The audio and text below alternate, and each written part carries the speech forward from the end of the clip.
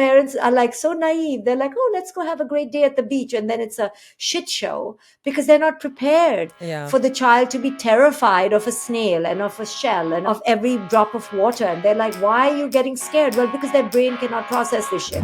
Hi, guys, and welcome back to another episode of Life Uncut. I'm Laura. I'm Brittany. Now, I have said it many times on this podcast, and that is that we are the self-help generation of the times.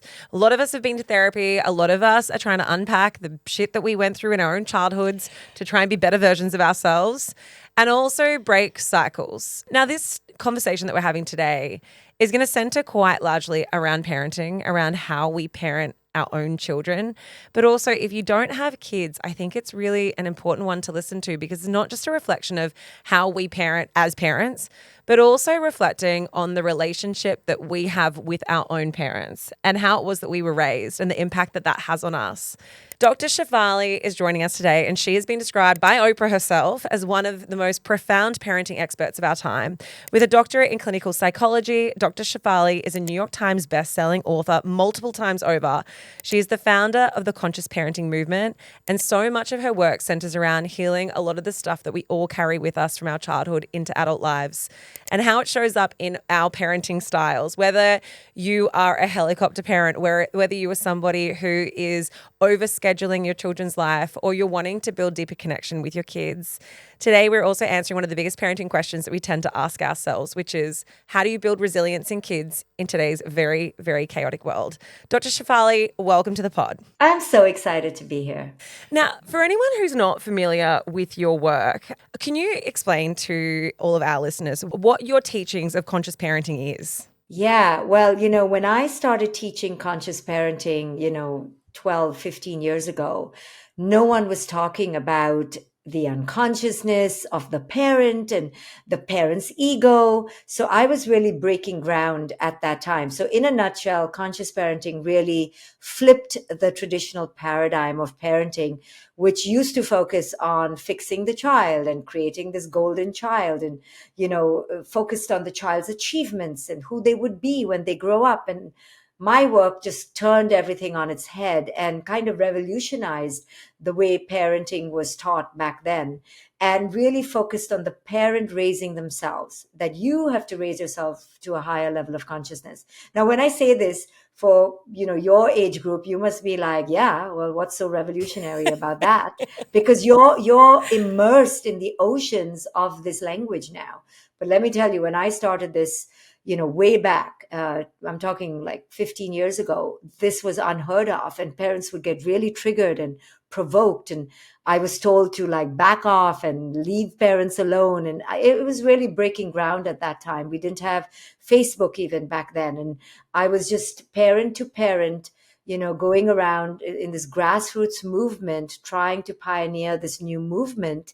And now it's such a thing out there, right? Conscious parenting is such a well-known phenomenon. And I'm so grateful to everyone who's taken to it, because when the parent raises themselves to a higher level of consciousness, and what does that mean? That means they look at themselves in the mirror, they do the inner work, they see their child as a mirror to the ways that they still have to grow up and their unhealed parts, and they look at their ego and see their expectations and understand that they're projecting on their child, and all that stuff was breaking ground back then. And that's what I teach. And it's really created a movement now out in the world. And this is what I help parents with. I have a coaching institute. I have tons of courses. I'm coming to Australia on a tour. I go around the world. And parents really understand. And the reason why parents understand it, even though their ego gets hit really hard, is because they were children once and they were the vessels of their parents' projection. So they see how harmful that can be and they want to break the pattern. What is it about conscious parenting? And when you say the ego gets hit really hard, what is it about conscious parenting and I guess the teachings of it that are so hard for parents to be able to come on board with, or there's resistance about? Like, what is it that is the thing you get the most pushback? Well, there's many layers of it that are very provoking. So at a very basic layer, I teach that your expectations of your child often have nothing to do with the essence of who your child is and all to do with your own unfulfilled fantasies, your own unfulfilled life. So because you haven't lived out your life, you project those expectations on your child. Now, that could be in all sorts of ways. So, for example, if your child comes home and says, "Oh, the child is in third grade and the child didn't get invited to the popular kid's birthday party," your unhealed self around belonging, around being part of a group, around being cool and hip and worthy, your issues are going to come up. But if you're unconscious and you're not even aware, you will begin reacting in all sorts of unconscious egoic ways and not even realize that it's your unhealed self that is in the driver's seat and you're actually not even helping your child. So you may say things like, "Oh my goodness, let me call the teacher. This is not okay and this is not fair." And your child is like, "Okay, like maybe it's not such a big deal, but now I'm thinking it's a big deal because my mother is going apeshit crazy." Right? So that's just one example. Or you may buy the baby grand piano and you may buy the orchestra and you may buy the skiing tickets, and your child is not even 4 years old, right? And you may think, "Oh, I'm doing all this because I want my child to be well rounded and, really, exposed to all sorts of things." Actually, it could just be your lack, right? And the child is actually okay being who they are. And many times we impose on our children all sorts of control and expectations that come from our fear and our unworthiness. So at that level is provoking enough for the parent to ask themselves, am I doing this because it's really my child who's asking for it, or am I doing it because I'm projecting that they need this? So I guess on a more basic level, maybe more grown up level, it's like maybe you didn't have the opportunity as a parent when you were younger to go and get a secondary education. You really want your child to go to university or college, whatever it is. Your child doesn't want to go. So you're trying to encourage that, push it, you'll pay for them, whatever it is. But how do you differentiate between trying to put your child in a box because maybe you missed out on an opportunity? Because we can all think of how many times our parents said, you should be grateful for the opportunity. I never had that chance. Yeah. But how do you differentiate between that, projecting maybe your issues onto your child, and also just wanting the best for your child because an education will lead to a good job, which would lead to good money, which would hopefully lead to stability and happiness? How can you differentiate those? Yeah, there's an easy way to differentiate, but again, one has to be aware of oneself. If one is not self-aware, you're not going to be able to differentiate anything. But the way to differentiate is to really ask yourself a pivotal question. Am I operating right now from a fear-based place or an abundance-based place? And when you are attuned with your child, your partner, your friend, you are in alignment with what is naturally emerging from them, and you allow them to be a few steps ahead, and you are following closely and you're listening deeply. But when you're projecting and when you are just imposing and you're coming like just out of your own unconsciousness but you're not aware, then it's full of fear, it's full of control, it's pushing, and there's stress and there's anxiety and there's tension. And that's really the way in any life choice, whether you are following into deep alignment with the soul's calling, so to speak, or you are pushing against something because culture tells you that that's what's good or expected of you. I think from myself with my own sort of motherhood and parenting journey, one of the big things about becoming a mum for me was that it held a mirror up to my childhood experiences. And that stuff comes out. I think anyone, either you're conscious that it does come out or you're denying it. But the way in which you were parented, your experiences as a child, you have these moments where you're then placed as the parent and you're talking to your children or getting triggered by them, or you feel that overwhelming feeling of like frustration or whatever it is. And it kind of like makes you either have empathy for your parents or it makes you resent the way that they parented. How much of our experience as parents is formed by what it is that we experienced as kids? Oh my God. I would say all of it, until and unless you have deconstructed your own past patterns and really looked in the mirror and really observed yourself and reflected on how is this moment right now really about me and my past versus my child before me. Most of us don't even connect to the person before us in any relationship. Most of us are stooped in deep projection. We're just sunken in this projected mirage. And we call it reality, but it's not. It's a drama being played in our mind. And that's what waking up is. Waking up is realizing you've been a zombie in a mirage and you've just been projecting onto the world and not realizing that you are the one who is enacting the drama. You've been thinking it's the external situation, it's the child. I got upset because my child was obnoxious, and I got really angry because my partner was an asshole. No, it's you. You are enacting your own internal drama and projecting it onto the screen of the world. And understanding this is the key to awakening. It's the difference between a seeker and a non-seeker, between being asleep and being awake. And it's a trip, and most people are zombies, and they don't realize that they are the architects of their own reality. They truly think that the other on the outside is the evil person and the reason for their problems. Dr. Shefali, you're a mum yourself and your daughter is in her 20s now. What was it about your parenting experience? Like, did you have a shift yourself where you realized these are the techniques that are working for me? Or was there a great reflection that you had on your own upbringing that made you realize, okay, mate, I want to break this cycle? Yeah, all of it. So, I was a psychologist before I was a parent. So I began observing in my clients that, holy shit, the first 10 years of your life really mark you and shape you. And all I'm doing in adult therapy is undoing the first 20 years of your life, right? The whole adult life is about undoing the first 20 years and the belief systems of the first 10 years.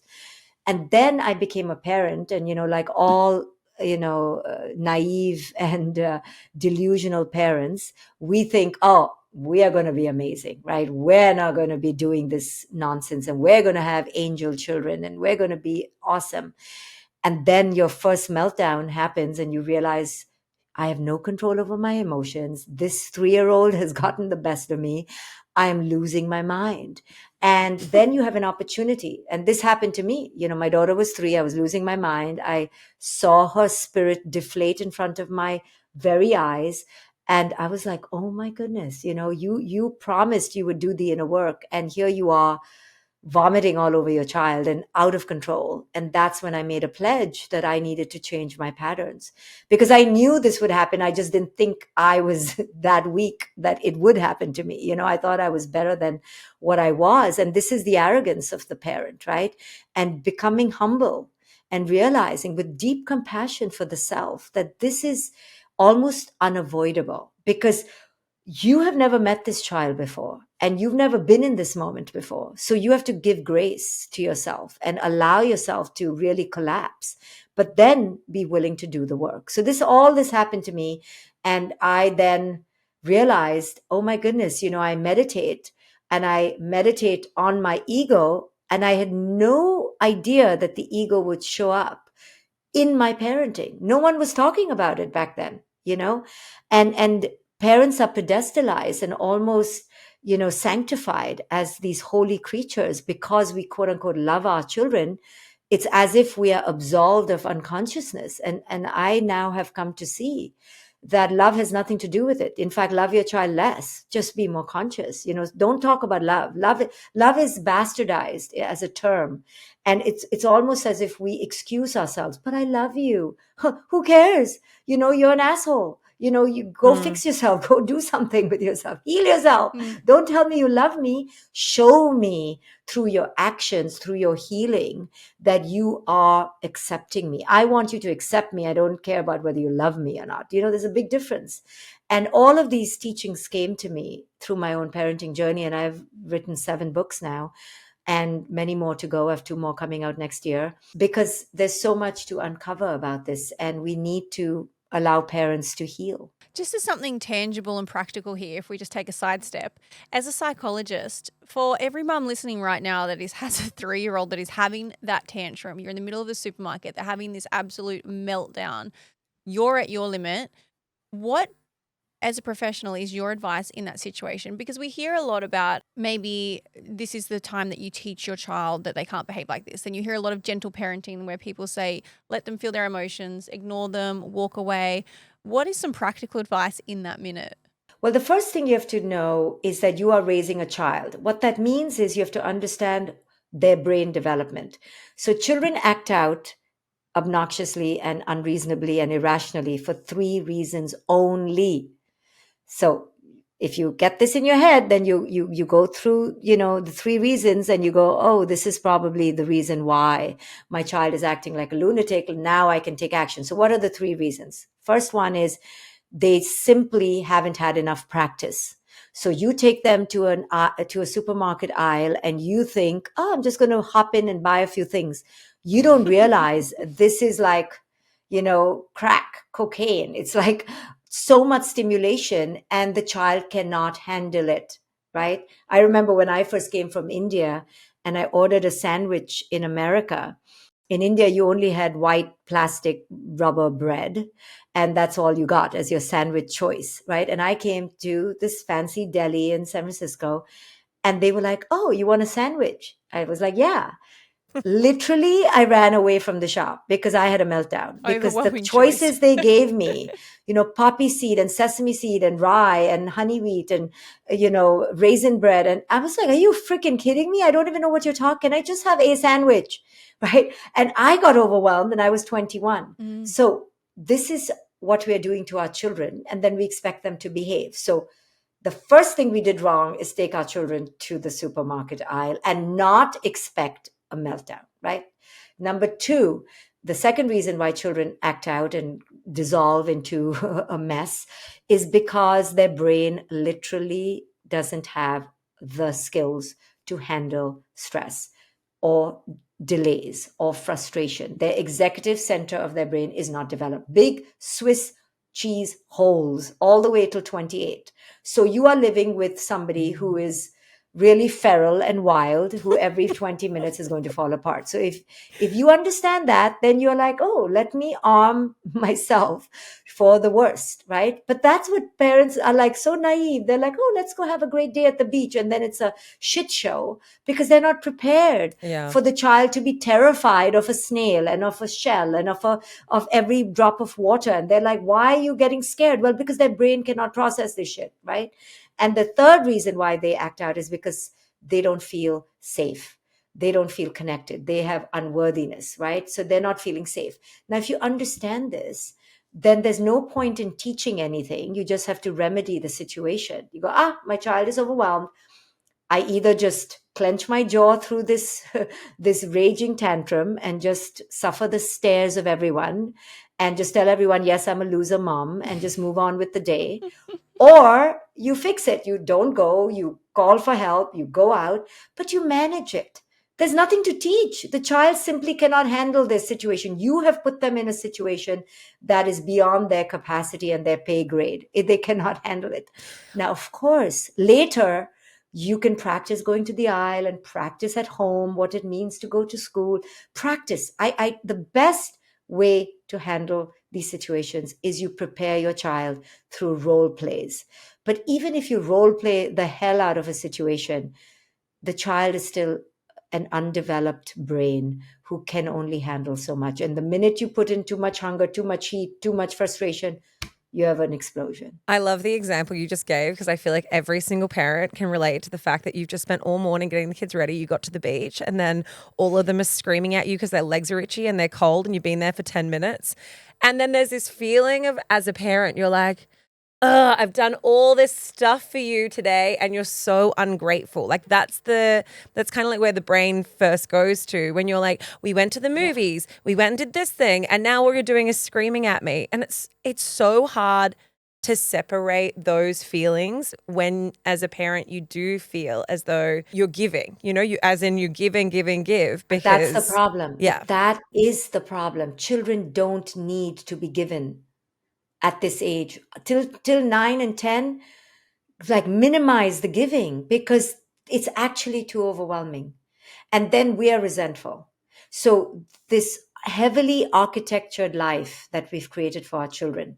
Oh, you go to dance on Tuesdays, and then you go for the trombone on Wednesday, and then we go for yoga on Thursday, and then we meditate at 10, then we say the song, and then we thank God, and then we, and then we have a bath, and then we, hold hands.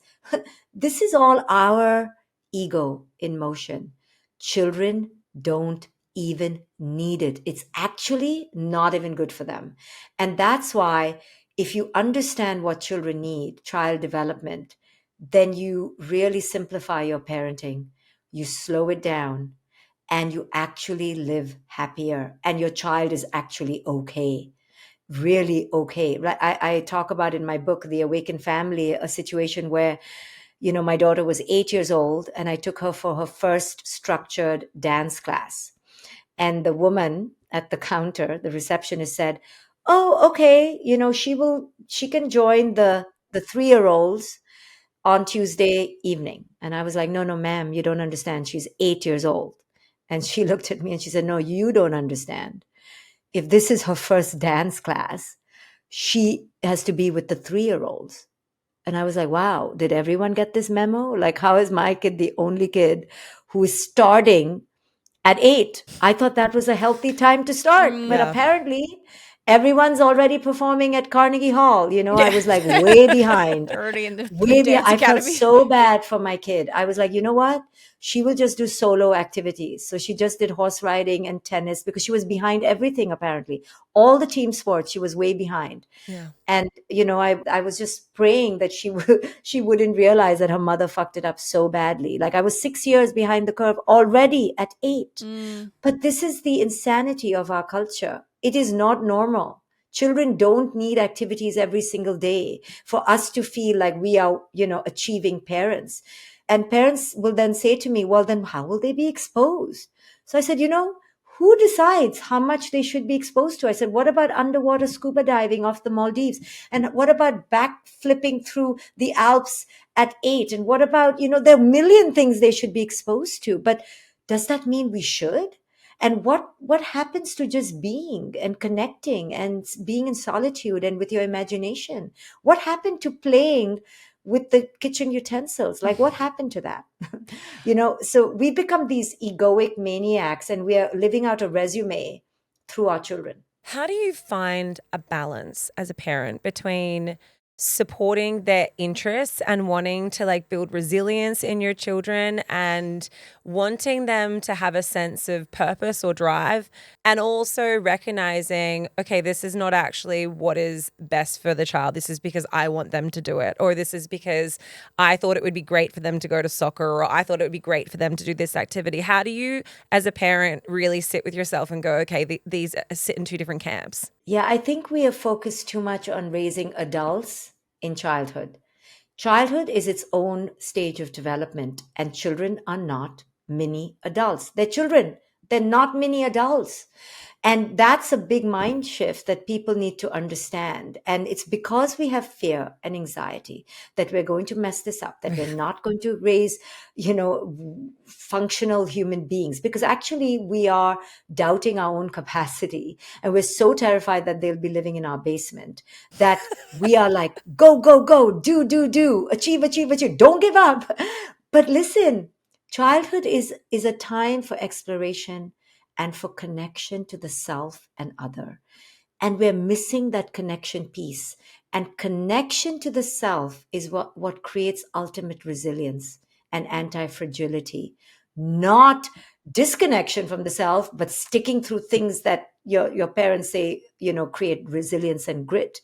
Resilience comes from inner connection, from like, I'm worthy, I'm capable, I'm good, put me anywhere and I have me, right? That is what creates grit and resilience. But if they are constantly puppeteered by the outside supervisor and the taskmaster, AI, the parent, or, the machine or the technology or whatever's on the outside, AI today or whatever gimmick today, they are not going to find that inner connection. And that's what, in my opinion, creates the greatest resilience. So that's what you want to focus on in childhood, not the doing, but the being.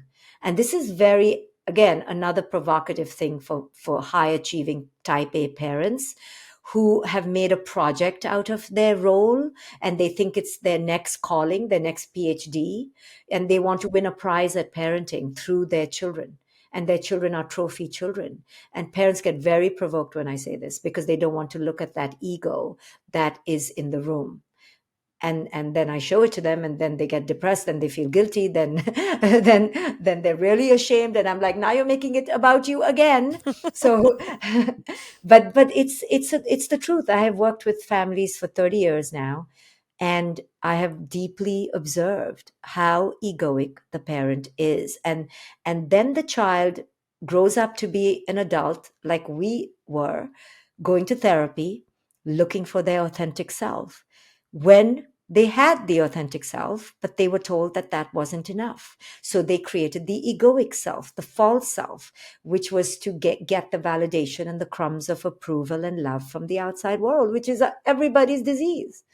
And where does it start? It starts when the parent imposes on the child the parent's unfinished self and the unhealed self. You mentioned fear and anxiety before, and fear and anxiety lead to control, which you've spoken about in your books. But for example, let's just go and use like a public speaking event.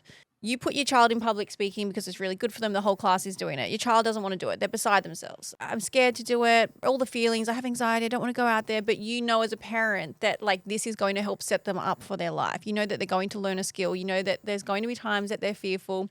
How do you then get to the point of saying, okay, you know what? You don't want to do it. Don't do it. Or look, I know deep down as a parent, this is going to be better for you. Like, I know it's going to help you build the resilience. I guess I'm having trouble understanding where that line is of letting a child just be, but also saying, you know, well, a child is a child. They're not a small adult. Yeah. At first, I think there is no line. It's a very curvy situation of shifting sand, right? But here's the thing. You're asking it from a mind space from the outside. When you're in it, and you're practicing conscious parenting, you are connected to your child. You're understanding them from within them. So most of us are parenting from outside in. Conscious parenting teaches you to tune into who the child is. Now, here's the thing you said. Another thing you said is, I know that this is going to be good for you. This statement is not true. We don't know. Now, we think it will. It could actually end up being the most traumatizing thing in their life. They never speak I'm just again. saying, not everyone is a public speaker. Not everyone needs to be a public speaker. We have to go with who your child is. For example, parents will come to me and say, well, you know, they should learn the piano because it's so good for their, you know, interhemispheric integration, you know. And I'm like, you don't know, yes, it's probably good, but if you traumatize them to do it, it's probably not good. Now, here's the way I create the line that you're looking for. It's really easy. I ask myself, and I ask parents to ask this question: is this a life enhancing skill, or is it an ego enhancing skill? Now, how do I know what is what? A life enhancing skill are life's basics that the tribal people did when we were living in tribes to now. Sleeping, community, breathing, eating, cleaning yourself, hygiene, compassion, you know, laughter. These are the basics. Anything over that could be good, but is not absolutely mandatory. And if you keep it really simple, I'm telling you, it just takes away the anxiety of my kid should do this and my kid should do that. And how many shoulds? How many shoulds? Should be a world traveler and a trombone player and a puppeteer and a singer and a dancer. How much? And Mother Teresa and Michael Phelps. How much should this poor child be? So life enhancing skills in today's modern world would be, you know, very much to do with community, very much to do with connection to self, very much to do with reading, writing, and, literacy, and basic hygiene, and swimming, taking care, you know, so if you drown, and basically, you know, knowing basic survival skills. If you've done that well, which is a lot to do, let me tell you, because community is a big piece of this, learning to live in community and connection. I come back to connection before correction, connection before doing. If you take care of that, then Your child will be more confident and be a better public speaker than not. Your child will be more resilient. Your child will find what drives them to purpose. They don't need to find purpose as a child in the way we adults do, because their purpose as a child is to be that completely in the body, in nature, moving, living, breathing, right? That's what did our tribal people do, our communities? They were out in nature all the time. Look how little our kids are in nature, right? Totally. We're focusing on tasks and achievements, but we're leaving out the most basic ingredients that make a healthy human being. You know, you said something earlier around like, the kids growing up and then being in therapy, which I mean, to be fair, we probably are the therapy generation. Most of us have either been or are 100%. seeking it out or, listening to self-help podcasts and everything else. But it reminded me of a conversation I had with a friend of mine recently, and he is an incredibly high achiever. He owns a multi-million-dollar business. Like, he's very successful. And recently he's really been unpacking some challenging relationships with his parents, and the fact that he's come to realize that probably the only reason why he's as ambitious as he is because so much of his relationship with his parents was that he felt as though if he wasn't achieving, he wasn't lovable. And so he's been chasing this thing his whole life and doesn't quite understand where that all came from. What would you say to someone who has kind of, and I don't want to put blame on parents, because I feel like parents they're doing what has been done to them. And it's just this, we're all doing the best that we can with our very first experience of parenting. But what would be your advice to someone who has come to the realization, or who's always known it along, I guess, but that the way they were parented and that the childhood that they experienced wasn't necessarily ideal, or the relationship that they have with their parents is more fractured than it is healing? Well, to some extent, all of us will find some negatives about our childhood. The point is not to go, aha, you see, It was I your fault. found, yeah, exactly. You did this to me, Mom. Exactly. It's to understand that that is the nature of parenting. Sometimes you get real unconsciousness, sometimes you get less unconsciousness. It's a crapshoot. It's about owning your story, understanding what forces shaped you, and then waking up to realize that you are now in the driver's seat and you get to curate the next few decades of your life through making more intentional choices. It's not about finding blame, or even I tell many clients that you don't need to get your father or your mother to say sorry. It's in the past. They did the best they could with the consciousness they had. What you need to do now is reparent yourself. You need to understand that they could only do what they could do, and now you get the opportunity to do what they couldn't do, and you have to architect that. And parents, adults don't like to hear that, because it's so much easier to stay in the misery of blame and to be a victim and a martyr. But that's never going to liberate you. True liberation comes from understanding that after the age of 18, 20, 25, you are co-creating now your own reality, and you get to wake up and you get to heal and parent yourself in a way that your mother perhaps never could. It's interesting you say this, because this is something that takes up a lot of space in my brain at the moment, because we've been talking about it a lot just amongst ourselves. We're going to do an episode on it, but we are in this generation, this era of estrangement and emancipation from our parents, and setting these boundaries, and like, you did this to me when I was a child, so I don't have to have an association with you now.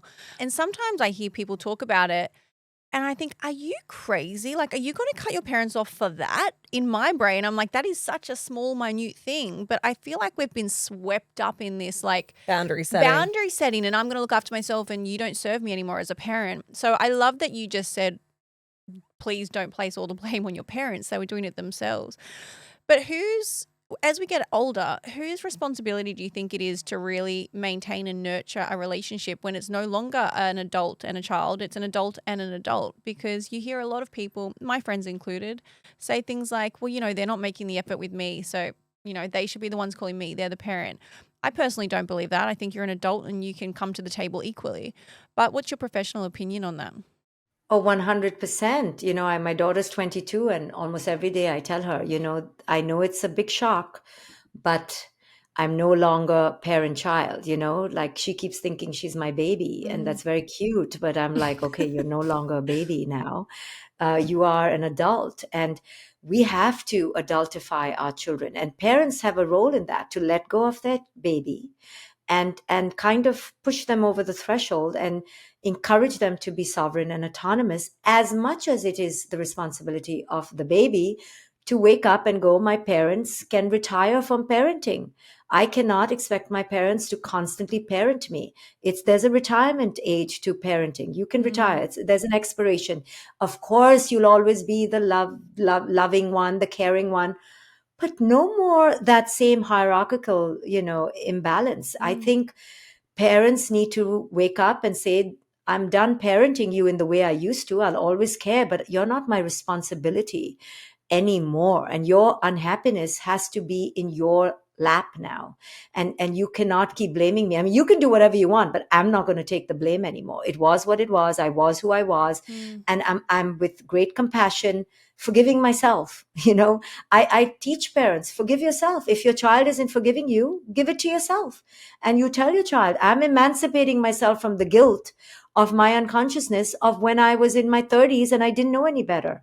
And I'm so sorry I did this to you, and I'm owning it. I'm taking accountability, but I cannot be brutalized through this misery that you're placing on me to fix you now. I cannot fix what I didn't know how to fix back then. And I tell children, that time is over. Your time for the mother was done. She can never undo that, or he can never undo that. So we have to move on. And that's just part of life. It's a journey, and we have to keep walking ahead.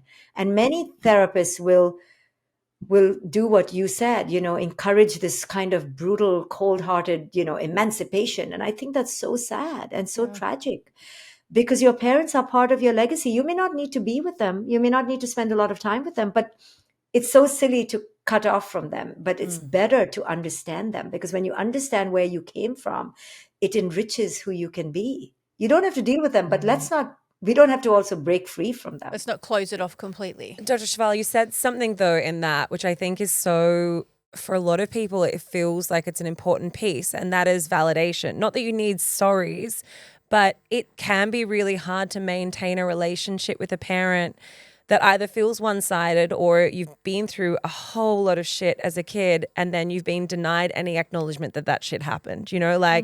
I don't need to say sorry for that. That didn't happen. There's invalidation towards it. I think in those instances, it can be really challenging for a grown-up to accept and meet their parent where they are, which is still in denial of everything that's happened. Yeah. And how would you navigate those situations? Yeah, so absolutely. Part of what I teach in conscious parenting is for the parent to truly validate the child's experience, even if they don't agree with it, even if they had good reason, even if they're totally justified. It doesn't matter. We first truly honor where the child is, where they are, what they're saying. As with any relationship, you validate that person's experience. I'm talking about the times when the child goes overboard and expects the parent to now forever be guilty, right? Then it becomes abusive. So we can abuse each other constantly, and we each have to own and acknowledge our part in it. Validation is so important. Now, you said, what if the parent keeps denying it, right? That is so hurtful to the child. I would say to that adult child to accept it.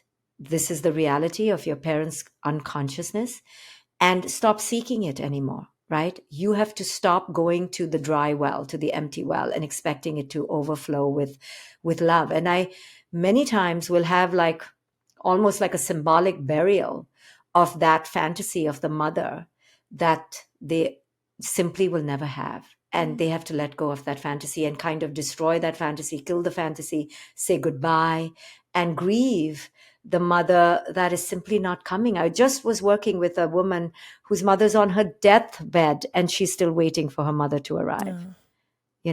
So it's complex, it's difficult, but there is a way to be healed through all this pain. There is a way. Yeah, and I really appreciate that perspective of it as well. And I say this because in my immediate family, my husband hasn't spoken to his father in 13 years. He's never met our children. I've never met him. And he had a really complicated childhood. There was abuse in there. There was a lot of horrible, horrible things that were said. And then as an adult, because of alcohol and not being able to remember it and being able to rewrite his own stories, there's never been any accountability, only denial that it ever happened. And so that's been really hard for him to process. And the easiest way for him to process it is to say, he got to a point where he was like, I'm so sick of being constantly disappointed in my relationship. And I don't have that in any other relationship in my life. And we have a wonderful relationship with his mum who lives with us. And so, yeah, that was a decision that he had to make. And so I guess I understand for some people when separation feels like it's the only option, because I've seen it play out in my family. Yeah, I think that's why you have to arrive at it through experience, through awareness. And if you just do it like a knee jerk, like what you were saying, Laura, just if you do it like in a knee jerk, like I'm not talking to you, that's just so reactive Hurtful. and Yeah. not coming from a place of healing. When you really can see the unconscious baggage your parents are carrying and see them for their damaged inner self, you almost can release them from healing you, because you realize this is an empty shell of a human being who themselves are so void inside. What can they ever give me? I need to release the fantasy that they will rise up to give me what I've always yearned for. I know we're running out of time, Dr. Shefali, but one thing that I want to understand, a statement that you've made, I always thought that having children was a selfless act. I always thought that parents and people were giving up, mothers particularly, are giving up so much of who they are, their autonomy over their body, their life, their time. I saw that as quite a selfless thing, but you tend to disagree. Can you talk to me about why you don't think parenting is a selfless act?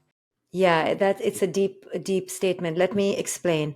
So there is tremendous duty, sacrifice, giving up of the self, and an expansion of our heart with our children that we will simply begrudge doing for anyone else the way we do it for our children. There is an undeniable this effort that we put forth for these beings, and there is a deep care that is unmatched when you become a mother. Having said that, if we think for a second that we are doing this because we're selfless, there is so much ego in that it becomes its own trap. So think about it. If I think I'm doing this for my child, like my child came to me in my dream and said, only your uterus, mother, only you can bring me into the form world. And I'm this ethereal energy longing for your birth canal to bring me into some bullshit like that. Then everything you do, you're going to go, I'm doing it for you. I'm doing it for you. Look at all the sacrifices. And then you will refuse to look at your sinister agenda here, that you're doing this for you. They didn't ask you. They didn't even know who you were. They couldn't care less which uterus, which sperm, which egg. It's science. It's biology. It happened. It happened in a drunken moment. It happened in a horny moment. It's not some big, oh my goodness, I am the vessel of this creature and you owe me, right? Then we trip into you owe me something because look what I've given up. No, we are co-creators. I wanted this. I'm doing this to myself. I brought you here. You poor thing. I'm so sorry. It should be the reversal. Like I am using you to fulfill my fantasy, not the other way around, right? So it's this trap of this martyr mentality that I like to shatter. Like, no, you're not a martyr. You're not here doing some God's work. You aren't God or a vessel of God. You are here because of biology, wanting something, own it. You wanted this. This is fulfilling you.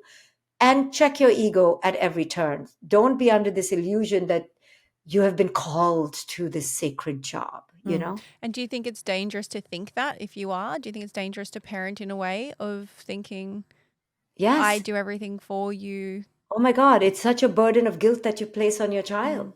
And let me tell you, even though I know this, I love to lay the guilt on my child. I still do it because that's the thing we parents do, because it is so much bloody work and we don't want to go unnoticed for it. So already we're doing it. So imagine if we really thought it was like, God's work. Oh my goodness. It's such an ego trip. I know that you do have to go, but I would love to leave this conversation with a practical tool for parents. And I think like one of the most Deep down, I think the thing that we all want to feel is connected to our kids and feel as though we really understand who they are. What would you say are the best tools or the best thing to do as a parent if you want to increase connection with your kids? Well, the first thing is to examine your expectations versus reality. Like, really look at the difference and the delta between your expectations for your child versus the reality of who your child is. And really connect with no, no, no, no. As much as I want my child to be an extrovert and really gregarious and the leader of every team, my child is an introvert and shy and really, really quiet right now. Get with the program, parent the child in front of you, not the child of your fantasy. And the third thing I would say is always connect first before you correct. So first check in with the child. How is my child feeling? What's underneath the behavior? Let me not fix the behavior. Let me try to understand what is the need beneath the behavior. And remember that my child is an evolving, fallible, limited human being, and dare I say, quite ordinary, and learn to accept them for who it is they are, and Yes. don't live out your ego through them. It's okay if they're average. It's not a dirty word. I love it. And quite ordinary. No one thinks their kids are ordinary. Everyone says, look at the photo of my child. But truly, I mean, Yeah. I also think that you create dynamics in families where you have the smart kid, the achieving kid, the kid who's so good at XYZ, and then the kid who feels like they're perpetually underwhelming. In trouble. Yeah, underwhelming. You have a scapegoat of the family because they're maybe not as pliable or easy, but we see it happen so much in like sibling dynamics.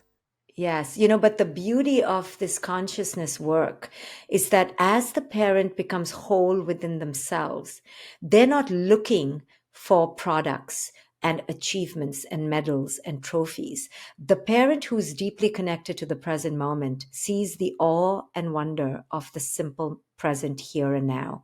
And when the parent has developed this is what I teach, then they see the child for their ordinariness and sees the beauty of that, and doesn't need the child to be a comedian, a performer, a superstar in order for them to feel that the child is unique. The parent is able to tap into that depth because the parent lives in that depthful place themselves. See, this is a whole different paradigm that I teach about entering the present moment in such a deep, connected way that you're not looking for the bells and whistles, you're looking for the essence. And because you're connected to your essence as a parent, the child's essence just blooms in front of you, and you don't need the baubles and the trinkets to make your child special. The child is as they are. Dr. Shefali, thank you so much for coming and joining us today. I was waiting for my unborn child to pick my uterus to come into this world, but I will be a bit more active in my attempt at the moment. But we're going to put Dr. Shefali's tour notes. She's coming to Melbourne and Sydney in March. We're going to put podcast and social media and website, all of those links in our show notes for you guys to go and find out more. Thank you for giving us your time today. Absolutely. And I just want to say that I hope people come for the tour. It's going to be an incredible live workshop where I should be having people come on stage talking about real life issues, so you can have like a workshop style. So I hope people check out the tour. And also I have a coaching institute where I teach people to do what I do. So if people are interested in learning this as a skill, as a career, as a purpose, they can look up my links and explore becoming one of my coaches. Dr. Shefali, it's been an absolute pleasure. Thank you so much. Thank you.